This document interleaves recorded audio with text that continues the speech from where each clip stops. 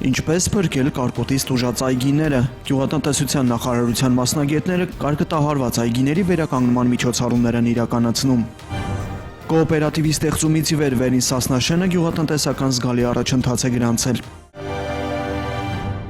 Հայաստանի Հանրապետության գյուղատնտեսության նախարար Սերգո Կարապետյանը, առողջապահության նախարար Արմեն Մուրադյանը եւ Հայաստանում Ամերիկայի Միացյալ Նահանգների դեսպան Ռիչարդ Միլսը մասնակցել են կենտրոնացված համատեղ ազգային կառույցի բացման արարողությանը։ Գյուղատնտեսության նախարարն իր խոսքում նշեց, որ տարիներ շարունակ ձգտել ենք անասնապահության եւ անասնաբուժության ոլորտում ունենալ համաշխարհային անասնաբուժական կազմակերպության չափորոշիչներին համապատասխան լաբորատորիա։ Այնուհետև նախարարներն ու դեսպանը շրջել են եւ ծանոթացել լաբորատորիայի հզորություններին։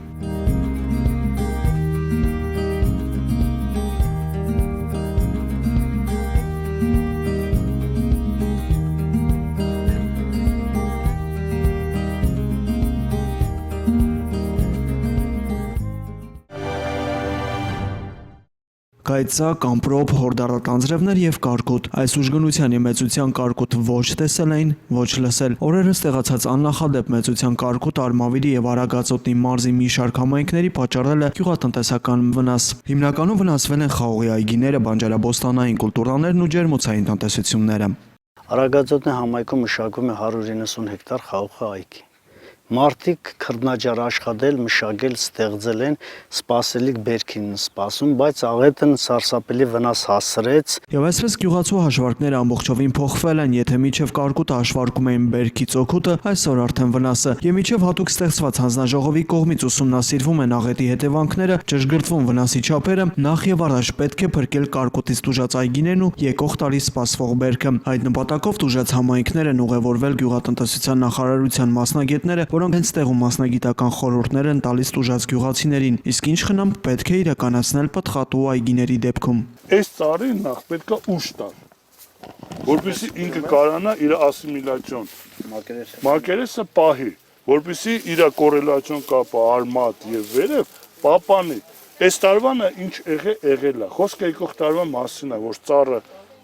վնասները փորձենք մեղմացնել, վերականգնենք, հետագայում ինքը նորից բերք տա եկամուտ ստանա։ Կարևոր միջոցառում է կարկտահարված ծառերի հետ, որի կատարումը պայմանավորված է ծառերի հասակով, ինչպես նաև կարկտահարության ժամանակով եւ վնասվածության աստիճանով, քանի որ վնասվածության աստիճանը միատեսակ չի լինում, ուստի պահանջվում է տարբեր մոտեցում 1-ից 3 տարեկան այգիներում։ Եթե ուժեղ վնասված են տերևները, շվերը, ճյուղերը, անհրաժեշտ է կիրառել խորը էդ։ Այս միջոցառումը դրական արդյունք է տալիս հատկապես դեղսենու մոտ, որին բնորոշ է վերականգնման, ինչպես նաև աճման ու զարգացման բարձր ունակություն։ Փորձեք ինչքան որ ասենք այս վերևի մասը, տեսեք ինքը վնասված է։ Այս մնալը արդեն անիմաստ է, ինքը ավելնոր ծառից էներգիա խլելու եւ սնունդ վերցնելու։ Դրա համար պետք է հեռացնել։ Մեծահասակ ծառերի մոտ, եթե կարկտահարության վնաս առանձնապես ուժեղ չէ, հնարավորության սահմաններում պետք է պահպանել ասիմիլյացիոն մակերեսը, որը կնպաստի վնասված մակերեսի վերականգնմանը, այնուհետև անհրաժեշտ է հիմքից հեռացնել ջարդված, կախնկած ճյուղերը։ Խորհուրդ է տրվում բնի եւ հաստ ճյուղերի կեղևին վնասված մասերը ծածկել կրակաթով կամ կոմաղբի եւ կավի խառնուրդով։ Եթե վերքերը շատ են, արդյունավետ կլինի վնասված ճյուղերը ծածկել ամբողջ երկարությամբ։ Մինչև 3 տարեկան երիտասարդ ծառերը պետք չէ պատել նշված պատրաստուկով։ Իսկ եթե տեսնում եք, որ ծառի վնասվածության աստիճանը այնքան ուժեղ է, որ մենք կանաչ հատումներով, հետո շվատումով մենք չենք կարող կարգավորենք, ստիված այս ծառին գարնանը մենք պետք է կատարենք երիտասարդացնող էդ։ Կարկտահարությունից անմիջապես հետո անհրաժեշտ է ծառերը սրսկել 1%-անոց բորդոյան հեղուկով վերքերը ախտահանելու եւ վերականգնողական գործընթացի նպաստելու համար։ Սրսկումից անմիջապես հետո անհրաժեշտ է ծառերը պարարտացնել օրգանական եւ հանքային պարարտանյութերով, ընդ որում գոմաղբը պետք է լինի քայքայված կամ կիսաքայքայված վիճակում, միաժամանակ պետք է տալ ազոտական, ֆոսֆորական եւ կալիումական պարարտանյութեր։ Պարարտացումը պետք է զուգակցել լիարժեք ջրումով։ Ոռոգումը պետք է շարունակեք պարտադիր։ Չթողեք մոլախոտը բարձրանա խեղդի եւ սնուցումը անպայման հնարավորության սահմաններում ինչքան կարող եք ֆոսֆոր կալիումով արեք, ազոտով քիչ, որովհետեւ որ նայում ենք ծառի աճին, բավականին ասենք ազոտով պարարտացված է։ Հիմի պետք չի լրացուցիչ նորից ծախսանեք ազոտ տակ, որովհետեւ ազոտը շվերի փայտացմանը չի նպաստում, իսկ ֆոսֆոր կալիումը ոչ միայն կնպաստի շվերի ճյուղերի փայտացման, այլ նաև կբարձրացնի ծառի ցրտադիմացականությունը, դիմադրողականությունը հիվանդությունների նկատմամբ։ Եվ արդեն եկող տարվա բերքը, որ պետք է այս տարի ձևավորվի, գոնե դրանք համեմատաբար առողջ կլինեն։ Ալոյան Ժորայի գրեթե 5000 մետր ընդգրկող Տեղցենու եւ Խաղողի այգիները եւս վնասվել են։ Լավ բերք էր սպասում։ Այսօր պատկերն այլ է։ Սննդի կարիք ունի էդի։ Սնունդ տաս, որ թազա շվեր տա, այս շվերը հաստացնի, այս սրանք հաստացնի, որ գարուն ես կարող էսի կդրեմ, գցեմ, էսի մնա, արդեն իրան բերքատու շիվ։ Հիվանդությունների եւ վնասատուների դեմ պայքարի աշխատանքները անհրաժեշտ է կազմակերպել առանձնահատուկ խնամքով, որպեսզի միջև վեգետացիայի վերջը տերևային մակերեսը եւ պտուղները պահվեն անվնաս ու առողջ։ Տվեք հնարավորություն ծառը վերականգնելու։ Ընդհանուր մոտեցումը անկախ են բանից ծիրանենի է, խնձորենի է, տանձենի է, թե դեղցենի է, պատկերացնում են վնասը նույնն է, վնասվել է։ Առանձնահատուկ բան չկա, որ փորձենք, ասենք, այս ձև արեք լինել։ Ջարդված բոլոր ճյուղերը պետք է հեռացվի։ Ջարդված բոլոր շվերը պետք է հեռացվի։ Խորը վնասված շվերը, ճյուղերը պետք է հեռացվի։ Հեռացնելուց հետո կրակատով անպայման պետք է փակվի։ Բուժումը խնդրում եմ անպայման արեք,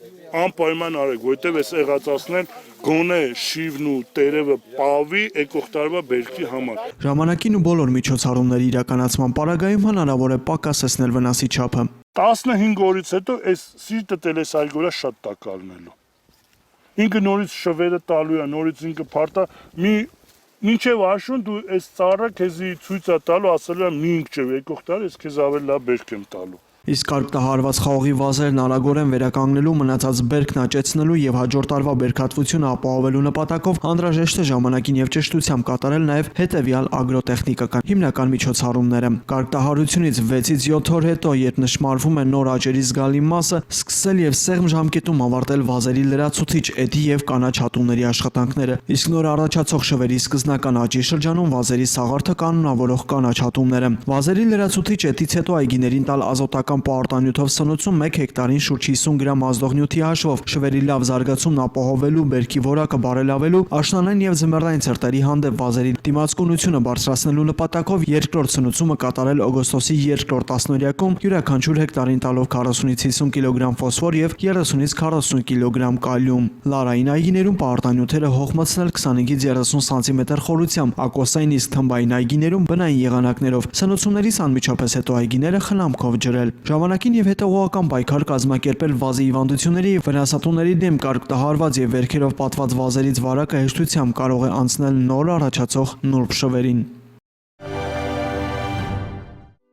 Ծովի մակերևույթից 1850 մետր բարձրության վրա է գտնվում Սասունցիների վերակերտած բնակավայրը։ Վերջին տարիներին Արագածոտնի մարզի վերին Սասնաշեն համայնքը կարողացել է ավելի հզորանալ, զարգացնել գյուղատնտեսությունն, ավելի շատ բերք ու բարիք ստանալ։ Մեծ խթանել 2014-ին գյուղատնտեսության նախարարության համայնքների գյուղատնտեսական ռեսուրսների կառավարման եւ մրցունակության ծրագրի շրջանակում ստեղծված Արոտ օգտագործողների կոոպերատիվը։ Ծրագրի շրջանակում կոոպերատիվին տրամադրվել է 5 միավոր գյուղտեխնիկա։ Արդեն վստահ ձևով որ հագավորում ենք խոտը, չէ, ժամանակին հագավորվում է։ Այդ մեծ օգնություն էր մեզ համար, գյուղացիների համար, այս տրակտորը։ Հիմա սա շատ մեծ օգնություն է։ Ոչ մենակ իմ համար, բոլոր գյուղացիների համար սա մեծ առաջընթաց է։ Օրինակ մի ժամանակ ես որ խոտը մնում, փիճանում էր մարդը կարծես հիասթափվում էր, չէ։ Այսքան չարչարվեցի, քաղեցի, չորացի, անձև ներկա փիճացա, չէ։ Բայց որ ժամանակին գյուղում լինում է տրակտոր ու այդ պայն հագավորում ես ուրեմն բնականա օգնություն է։ Նախկինի պես մասնավոր մեխանիզատորներն այլևս չեն կարողանում գյուղացիներին թելադրել իրենց ծառայությունների գները, որոնք միշտ չէ որ մատչելի են եղել։ Առաջ տալիս ենք 150-ից 160 դրամ, հիմա տալիս ենք 120 դրամ մի տուկը։ 30-ից 40 դրամ մեժան հագավորում ենք։ Այժմ կոոպերատիվի հաշվեկշռում գտնվող տեխնիկան կրկնակի երակի ցածր գնով ծառայություններ է մատուցում ոչ միայն կոոպերատիվի անդամներին, այլ համայնքի բոլոր բնակիչներին, իսկ արդյունքներն արդեն տեսանելի են։ Կոոպերատիվի ստեղծման իսկ օրվանից արդեն նախ ժողովրդի տրամադրվածությունը ոնց որ ավելի կան բարձրացավ, իհարկե ես ասում եմ ժողովրդի չեմ շեշտում կոոպերատիվի անդամներ, որովհետև քանի որ համայնքը փոքր է, համայնքի բնակչությունը հիմնականում կոոպերատիվի անդամներ են, էլի։ Հա, հենց գյուղտեխնիկայի ներկրում է համայնք։ Դա շատ մեծ եւ դրական փոփոխություն էր, որովհետեւ նախկինում ասենք տեխնիկա չունենալու պատճառով ուշանում էր, հետաձգվում էր, թե վարը, թե ցանկը, թե այդ խոտ հավաքը, իսկ հիմա արդեն ժամանակին, վախտին, բնակչության հետո մատուցվում է ավելի քան մատչելի գներով ծառայություն, հաստատ այդ դրական փոփոխությունները բնակչությունը զգացել է, էլի։ Կոոպերատիվի անդամ են ոչ միայն տղամարդիկ, կոոպերատիվի դրական ազդեցությունը գյուղի կյանքում փաստում են համայնքի կանայք։ Միանալուց հետո, կոոպերատիվ ստեղծելուց հետո բնականաբար արդեն մեր հոգսերը մի քիչ քչացել են, որովհետև համ տեխնիկա բերվեց, հակավորման սարքավորում։ Այլ գյուղից գյուղ չեն գնում, այդ հարցերը գյուղում կարգավորվում են, վարանող կա, ձմեռի հիմնական ճանապարհները փակվելուց կա տեխնիկան, բացում ենք։ Գնում ենք ժամերով ուրիշ գյուղից հերթ կանգնում, մինչև բերում, կամ գալիս են, կամ չէին գալիս, կամ չգիտեմ։ Օրերով ձգվում էր, անձրև չէին հասցնում։ Մի խոսքով հիմա շատ լավ է։ Թեթևացել են գյուղացիների հոգսերը, նկատելիորեն ավելացել մշակվող հողատարածքները, ավելացել անասունների գլխաքանակը։ Անցած տարվա համեմատ, նախանցած տարվա համեմատ խոշոր եղջյուրավորների գլխաքանակը ավելացել է։ Ու երևի կամաց էլ կավելանա, բացի այդ էլ խոթարկեր շատ ունենք, անասունները կուշտ ուտում են, լավ է, նորմալ։ Էլ այսօր չկա իմ ու քում, ասենք տանենք առաջին իմը անենք, հերթով գալիս են։ Բայց ամենամեծ առավելություններից ամենամեծ։ Համայնքի ճանապարհները հիմնականում բարվոք վիճակում են գտնվում։ Ճանապարհները գյուղի համար շատ կարևոր նաև նշանակություն ունեն, որովհետև ասենք տրանսպորտ, երթևեկություն, առևտրականներ այն ժամանակ ապրանք բերողներ